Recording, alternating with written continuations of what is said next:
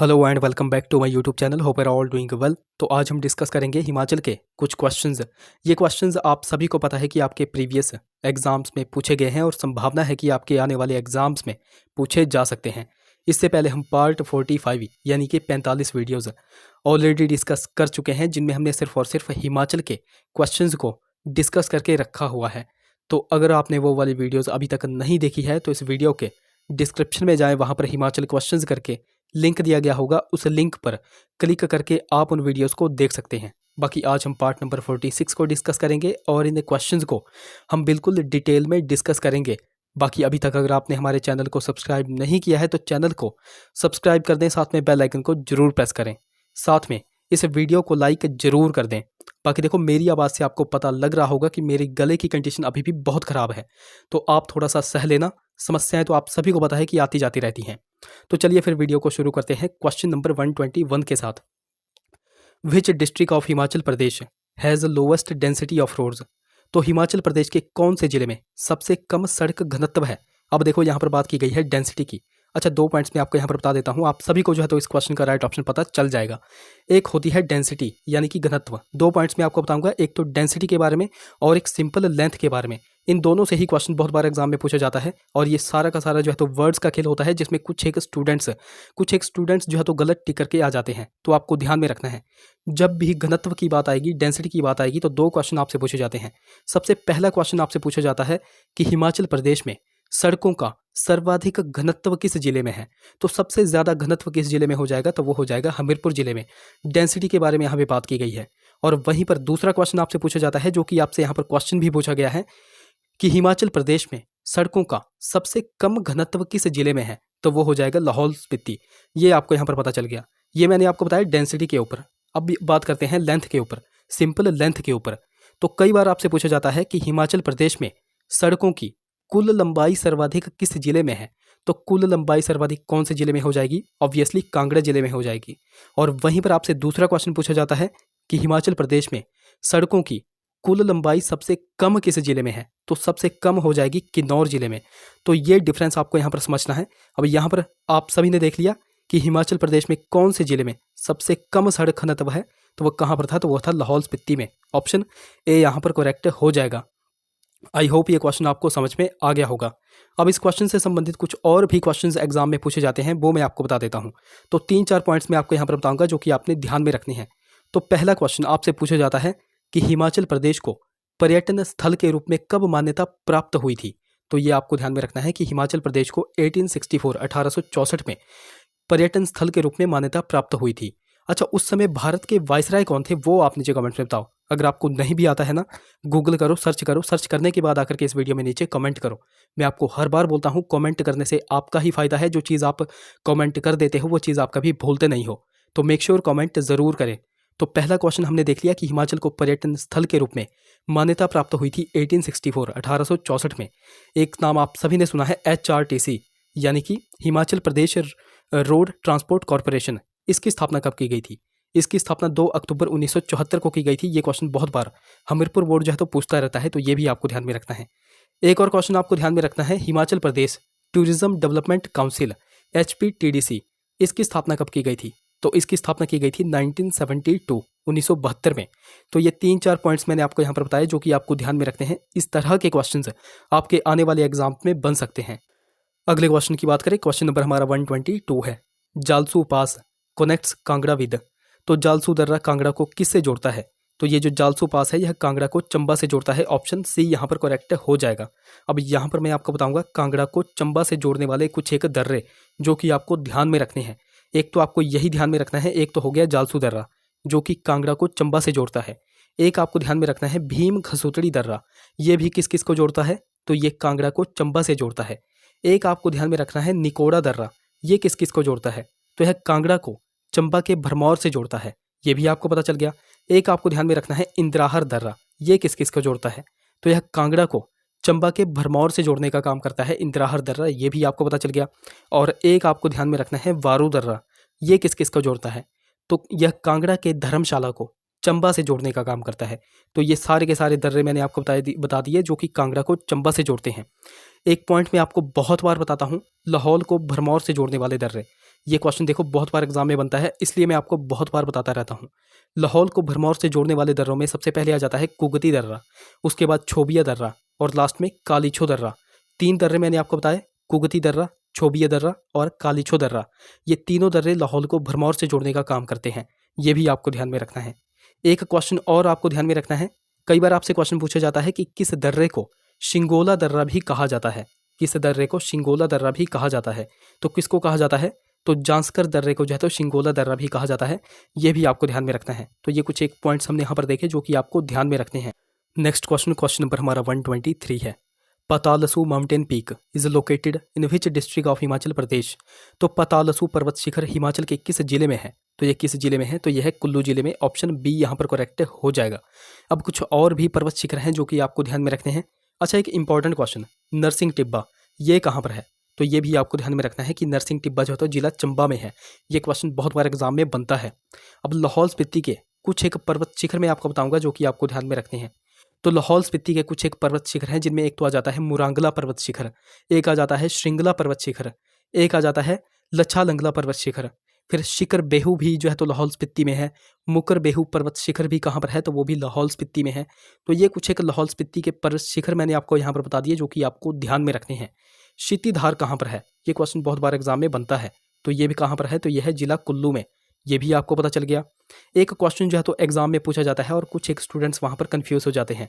आपसे पूछा जाता है चोलांग पर्वत शिखर ये किस जिले में है? तो ध्यान में रखना है ये कांगड़ा जिले में है। कहाँ पर है? कांगड़ा जिले में। एक और क्वेश्चन आपसे पूछा जाता है गयास पर्वत शिखर ये कहाँ पर है? तो गयास पर्वत शिखर जो है तो जिला चंबा में है। अब चंबा में एग्जैक्ट ये कहाँ पर है ये आपको ध्यान में रखना है। तो गयास पर्वत शिखर चंबा के पांगी वैली में है। चंबा के पांगी वैली में है। ये आपको ध्यान में रखना है। तो ये कुछ इंपॉर्टेंट क्वेश्चंस हमने यहाँ पर देखे जो कि आपको ध्यान में रखने हैं। क्वेश्चन नंबर 124 की बात करें, Chadwick waterfall is located at which place in Himachal Pradesh? तो चैडविक जलप्रपात हिमाचल प्रदेश के किस स्थान पर है? तो पहले तो आपको ध्यान में रखना है ये जो चैडविक वाटरफॉल है ये कहाँ पर है? तो यह है जिला शिमला में। शिमला में कहाँ पर है? तो यह है समर हिल में, यानी कि सुमेर पहाड़ियाँ, सुमेर हिल्स में। ऑप्शन बी यहाँ पर करेक्ट हो जाएगा।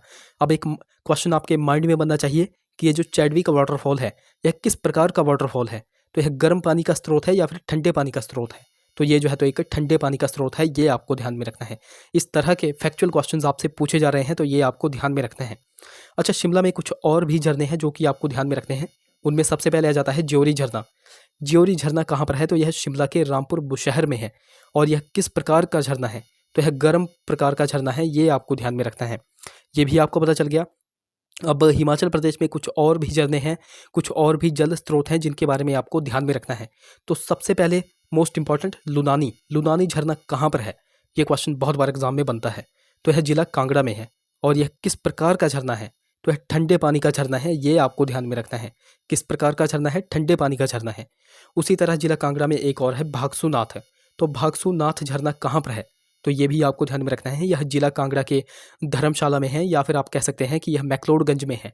और यह भी एक ठंडे पानी का ही स्रोत है। उसी तरह आपको ध्यान में रखना है तत्ता पानी। तत्ता पानी में बहुत से स्टूडेंट्स कंफ्यूज हो जाते हैं। तो ये कहाँ पर है? तो यह है जिला मंडी के करसोग में। और यह एक गर्म पानी का झरना है। ये सारे के सारे क्वेश्चंस एग्जाम में पूछे गए हैं जो मैंने आपको यहाँ पर बता दिए। ये सारे के सारे आपको ध्यान में रखने हैं। क्वेश्चन नंबर 125 की बात करें, Chauntra valley is located in which district of Himachal प्रदेश?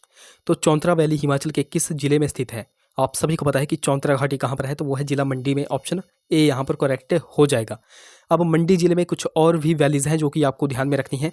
इनमें सबसे पहले आ जाती है इमला विमला वैली। ये कहाँ पर है? तो ये जिला मंडी में है।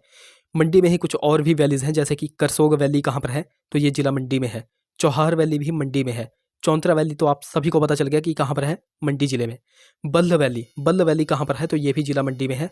और हिमाचल प्रदेश की सबसे फर्टाइल वैली, सबसे उपजाऊ घाटी कौन सी है? तो वो भी बल्ह वैली ही है, जो कि जिला मंडी में है। ये भी आपको ध्यान में रखना है। ये क्वेश्चन भी एग्जाम में बहुत बार पूछा जाता है। अब जिला मंडी हमने देख लिया। अब बात करते हैं सोलन जिले की। तो सोलन में भी कुछ इंपॉर्टेंट वैलीज हैं जिनमें सबसे पहले आ जाती है Doon valley, Saproon valley, Sarsa valley, Kunihar valley, Gambhar valley.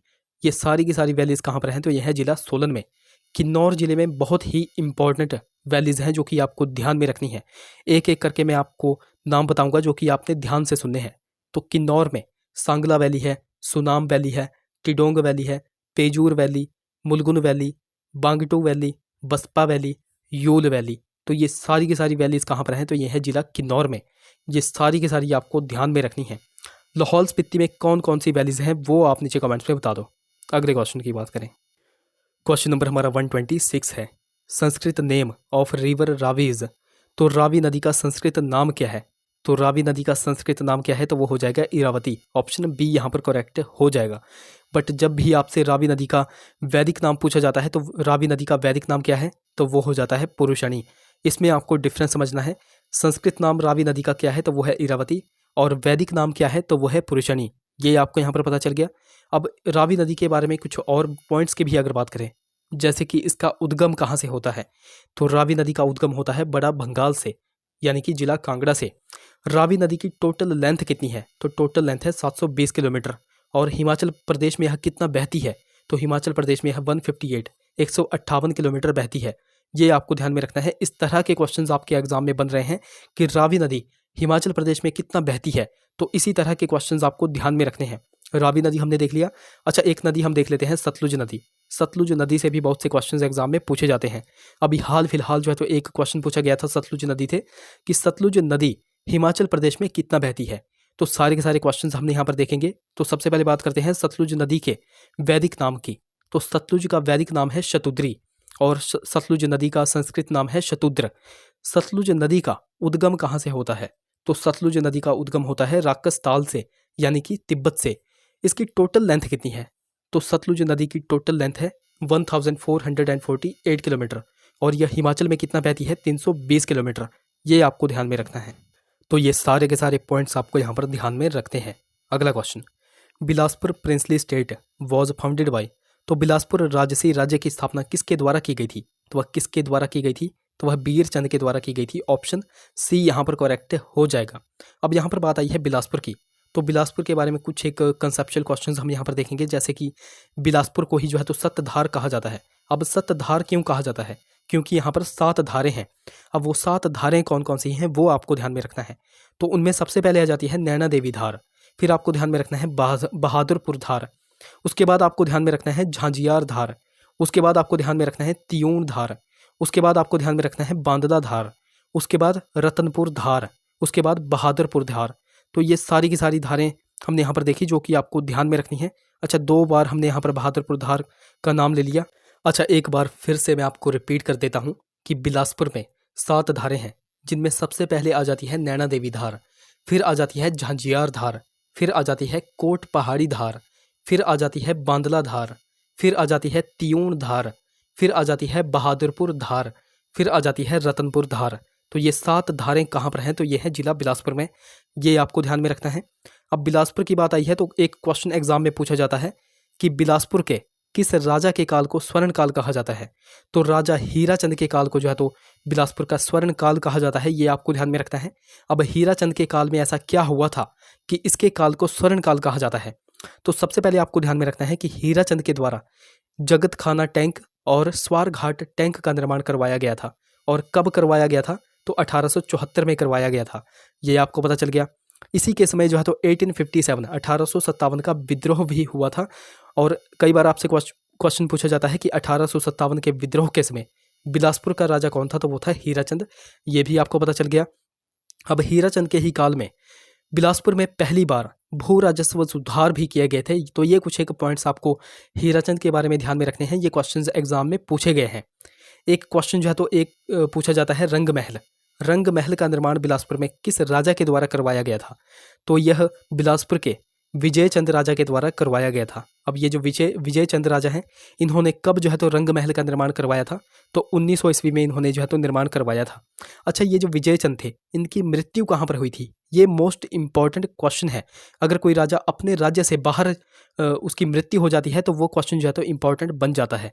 तो ये जो विजय चंद थे, इनकी मृत्यु कब हुई थी और कहाँ पर हुई थी? इनकी मृत्यु 1931 में हो गई थी और इनकी मृत्यु हुई थी बनारस में। कहाँ पर हुई थी? बनारस में। ये इंपॉर्टेंट क्वेश्चन है जो कि आपको ध्यान में रखना है। और बिलासपुर का अंतिम राजा कौन था? आप सभी को पता है, राजा आनंद चंद। बिलासपुर को हिमाचल के कौन से नंबर का जिला बनाया गया था? तो बिलासपुर को हिमाचल प्रदेश के 5वें नंबर का जिला बनाया गया था। और कब बनाया गया था? 1 जुलाई 1954 1954 को बनाया गया था। ये सारे के सारे कंसेप्चुअल क्वेश्चंस होते हैं जो कि बहुत बार अभी तक एग्जाम में पूछे गए हैं, आप सभी को पता है, तो ये आपने ध्यान में रखने हैं। अगले क्वेश्चन की बात करें, क्वेश्चन नंबर हमारा 128 है। Which Delhi sultan captured the Kangra fort in 1337 AD? तो किस दिल्ली सुल्तान ने 1337 एडी में कांगड़ा किले को जीत लिया था? तो कौन सा ऐसा सुल्तान था जिसने 1337 में कांगड़ा किले को जीता था? तो वो था मोहम्मद बिन तुगलक। ऑप्शन ए यहाँ पर करेक्ट हो जाएगा। अब थोड़ी सी हिस्ट्री में आपको यहाँ पर बता दूं, एक सिनेरियो है जो कि आपको ध्यान में रखना है। 1009 में सबसे पहली बार जो है तो कांगड़ा पर आक्रमण किसने किया था? फिर 1337 ये भी पूछा जाता है, और 1365 ये भी पूछा जाता है। तो सबसे स्टार्टिंग से बात करते हैं 1009 में कांगड़ा पर किसने आक्रमण किया था? तो किसने आक्रमण किया था? महमूद गजनवी ने आक्रमण किया था, और उसने जो है तो कांगड़ा के ब्रजेश्वरी देवी मंदिर को जो है तो लूट लिया था या फिर नष्ट कर दिया था। ये भी आपको ध्यान में रखना है। और उस समय कांगड़ा का राजा कौन था? Most important question. उस समय कांगड़ा का राजा था जगदीश चंद। कौन था? जगदीश चंद। उसी तरह बात करते हैं 1337 की। तो 1337 में कांगड़ा को किसने जीता था? तो कांगड़ा को किसने जीता था या फिर कांगड़ा पर किसने आक्रमण किया था? तो वह मोहम्मद बिन तुगलक के द्वारा किया गया था, जो कि आपसे यहाँ पर क्वेश्चन में पूछा गया था। तो उस समय कांगड़ा का राजा कौन था? Most important question. तो उस समय कांगड़ा का राजा था पृथ्वी चंद। कौन था? पृथ्वी चंद। बाद में चल करके 1365 में कांगड़ा पर किसने आक्रमण किया था? तो 1365 में फिरोज शाह तुगलक के द्वारा कांगड़ा पर आक्रमण किया गया था, और कांगड़ा का जो ज्वालामुखी मंदिर है वहां से इसने 1300 संस्कृत पुस्तकें जो है तो यह उठा करके लेके चला गया था। ये आप सभी को पता है। उसका फिर अनुवाद भी किया गया था। किसके द्वारा अनुवाद किया गया था वो आप नीचे कमेंट्स में बताओगे, और कौन से नाम से इन पुस्तकों का अनुवाद किया गया था वो भी आप नीचे कमेंट्स में बताओगे। यहाँ से भी एक इंपॉर्टेंट क्वेश्चन बनता है कि उस समय कांगड़ा का राजा कौन था? तो उस समय कांगड़ा का राजा था रूपचंद। कौन था? रूपचंद।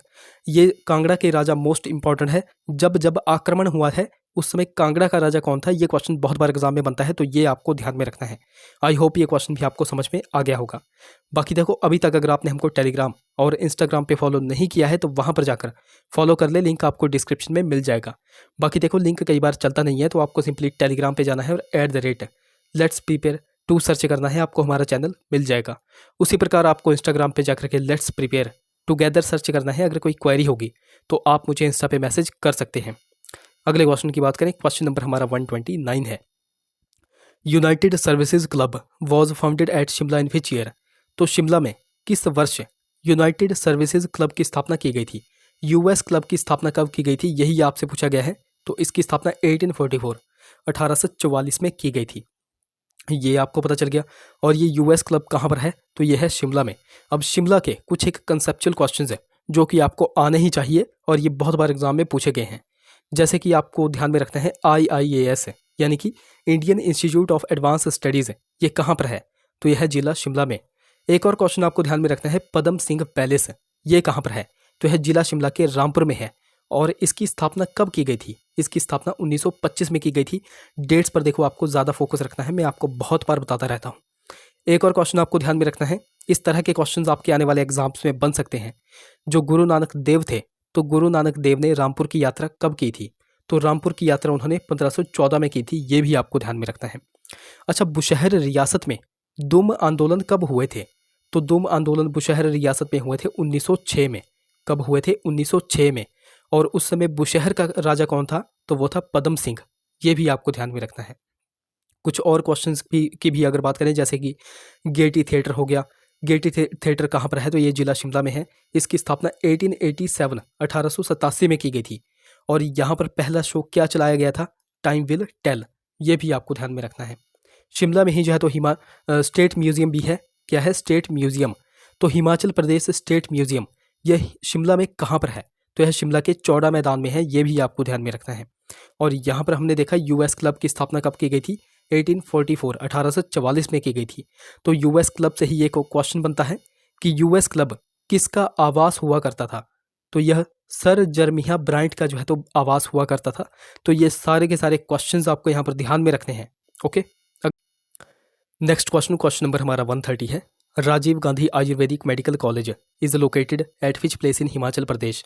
तो राजीव गांधी आयुर्वेदिक मेडिकल कॉलेज हिमाचल में कहाँ पर है? तो ये हिमाचल के पपरोला में है। ऑप्शन बी यहाँ पर करेक्ट हो जाएगा। अब सबसे पहला और सबसे बेसिक सा क्वेश्चन आपके माइंड में बनना चाहिए कि जो राजीव गांधी आयुर्वेदिक मेडिकल कॉलेज है, इसकी स्थापना कब की गई थी? तो इसकी स्थापना की गई थी 1978 1978 में। डेट्स पर देखो आपको ज़्यादा फोकस रखना है, मैं आपको बहुत बार बताता रहता हूँ। अब कुछ और मेडिकल कॉलेज या फिर हॉस्पिटल्स की अगर बात करें, जिनमें सबसे मोस्ट इंपॉर्टेंट आ जाता है IGMC, Indira Gandhi medical college. तो बहुत बार आपसे पूछा जाता है कि इंदिरा गांधी मेडिकल कॉलेज को पहले किस नाम से जाना जाता था? तो इसको पहले हिमाचल प्रदेश मेडिकल कॉलेज यानी कि एचपीएमसी के नाम से जाना जाता था। तो बहुत बार आपसे पूछा जाता है कि HPMC Himachal Pradesh medical college की स्थापना कब की गई थी? तो इसकी स्थापना 1966 में की गई थी। बाद में चल करके एचपीएमसी का नाम चेंज किया गया IGMC, Indira Gandhi medical college. तो कब जो है तो एचपीएमसी का नाम चेंज करके आईजीएमसी रखा गया था? तो वो रखा गया था 1984-85 के बीच में। ये भी आपको ध्यान में रखना है। इस तरह के कंसेप्चुअल क्वेश्चंस बहुत बार एग्जाम में पूछे जाते हैं और डेट्स पर देखो आपको ज़्यादा फोकस रखना है। ये मैं आपको बहुत बार बताता रहता हूँ। एक हॉस्पिटल का नाम आप सभी ने सुना होगा, टांडा हॉस्पिटल। तो टांडा हॉस्पिटल को ही जो है तो राजेंद्र प्रसाद मेडिकल कॉलेज कहा जाता है, जो कि जिला कांगड़ा में है और इसकी स्थापना की गई थी 1996 में। ये भी आपको ध्यान में रखना है। एम्स, आप सभी को पता है कि एम्स कहाँ पर है? तो यह बिलासपुर के कोठीपुरा में है। एम्स की फुल फॉर्म क्या होती है वो आप नीचे कमेंट में बता दो। बाकी एक करंट का क्वेश्चन मेरे माइंड में बन रहा है, वो मैं आपको बता देता हूँ। अभी हाल फिलहाल क्या हुआ है? अभी हाल फिलहाल जो है तो काला घोड़ा आर्ट फेस्टिवल का आयोजन किया गया है। तो काला घोड़ा आर्ट फेस्टिवल, इसका आयोजन कहाँ पर किया गया? ये क्वेश्चन एग्जाम में बन सकता है। तो इसका आयोजन मुंबई में किया गया है। मुंबई कहाँ पर पड़ता है? महाराष्ट्र स्टेट में पड़ता है। तो ये भी आपको ध्यान में रखना है।